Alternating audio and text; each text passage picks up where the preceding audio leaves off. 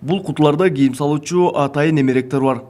Аны Жалал Абад облустук ички иштер башкармалыгы мүмкүнчүлүгү чектелген балдардын жатак мектебине алып келишти. Ушул мектептин директору менен сүйлөшкөнүбүздө кандай жардам керек десек, ушул балдарга шкафчиктер чечингенде, кийингенде ушул кийимдерин койгон шкафчиктер керек дегенден 25 шкафчик алып келип бердик. Бул 100 балага ылайыкташтырылган шкафчиктер. Буюрса дагы эми бир кандайдыр бир муктаждыктар болсо биз жардам берип турабыз. Бийликтер муну менен чектелбестен, жергиликтүү бийлик өкүлдөрү эл аралык уюмдарда оюнчук, акча сыяктуу өздөрү алып келген белектерин тапшырышты. Аларга мектеп окуучулары ыр-бий тартуулап, өз ыраазычылыктарын билдиришти. Жумабек Ниязов атындагы мүмкүнчүлүгү чектелген балдардын жатак мектебинде 150дөн ашуун бала билим алат.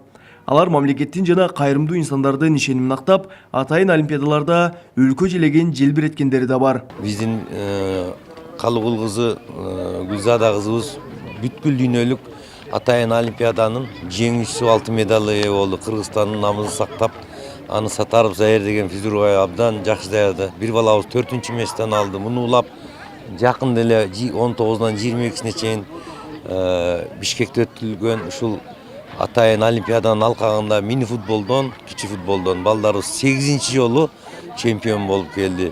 Балдардын бир күндүк тамак ашына мамлекет тарабынан 110 сомдон каралган.